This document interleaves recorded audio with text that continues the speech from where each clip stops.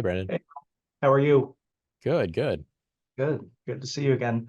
Hey, so on this topic of loneliness, it actually does speak to something that I contemplated maybe bringing up today, which is the point that I'm trying to shift my mentality from regret, frustration, holding a grudge against certain factors, whether it's politics, a number of just cultural norm shifts, but really COVID was one of the things. And so with you just mentioning that, taking, that for me was a period of great aha moments and awakening. And I won't go into all of it, but looking back, I do hold some gratitude and some space for, hey, without that, I wouldn't be where I am. But the isolation part that came up, not just with COVID, but through tying it back in with the awakening process, for me, I think it was a critical component. So traditionally, I was very extroverted. I was a bubbly person. I was the one that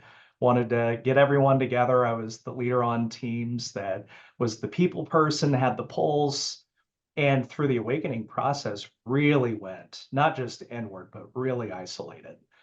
And in that recluseness, I was holding a lot of grudges. I held a lot of negative energy. And that negative energy was resentment against friends and loved ones who weren't reaching out. How can they not see that I'm in this mode of distress right now? And so, why are people not coming to save me? Yeah. And so, through that, it forced me to again look inward and realize that, I am the answer for this. And so, with the isolation, I'm still trying to climb out of that.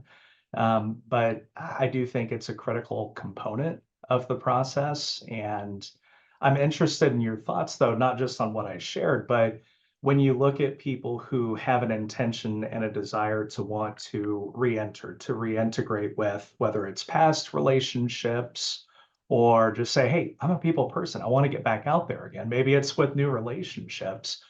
What are some best practices? What are some things that maybe push people back out of their comfort zone to hit that next gear in their growth? Yeah. Great. Thank you for sharing. Thank you for sharing. Um, yeah, being isolated and noticing that others aren't coming to check on us. This is the theme of the dark night of the soul, which is abandonment, total abandonment, aloneness, right? And it's out of that, then, like you said so beautifully, that's where we come to see we were never really alone. We had to really, those people played their role perfectly by ignoring us so that we could figure out, who we really are, figure out our connection to all that is, to God, whatever it is.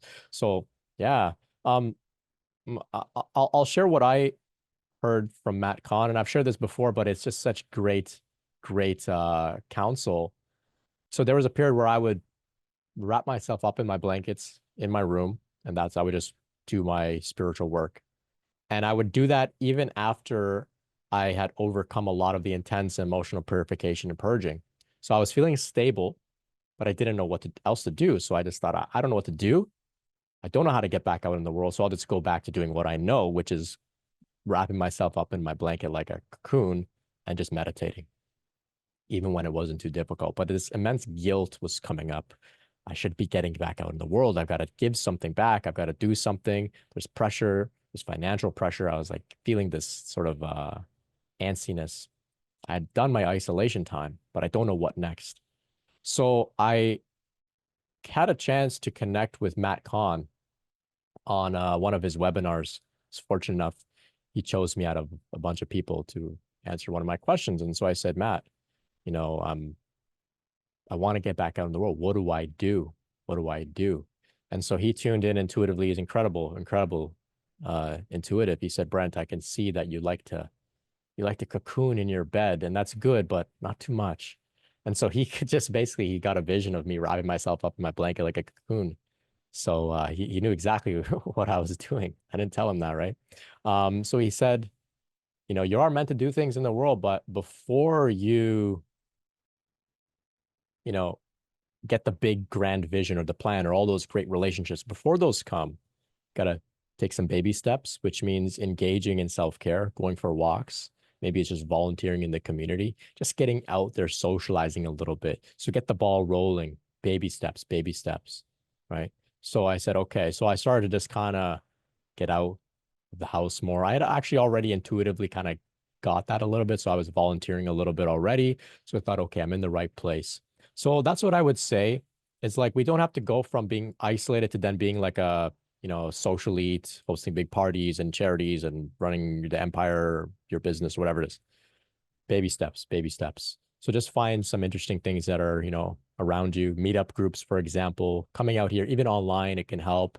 Reaching out to old friends. If they're real friends, hopefully they'll understand if you say, hey, I was going through some stuff, my bad. I missed you. I'm here now. Let's catch up, and just seeing how they respond, that can help as well. But what I've noticed, at least in me, I took Matt's advice and it absolutely worked out. I took those baby steps, and then what he told me is like, life will put you back in the game when you're ready, but you have to, get yourself ready. And so eventually life did put me back in the game. But you have to do your practice in the meantime. And so that's what I can share. Just doing anything we can to get out in the world. Recognizing that also, I would also rely on synchronicity and manifestation. So, for example, if you get an invitation to go out to lunch, you have to be open to magic happening. You're out to lunch with your friend, maybe your friend's kind of boring or whatever, but you can't be like, I don't want to go. You got to go, because out to lunch, so many things can happen.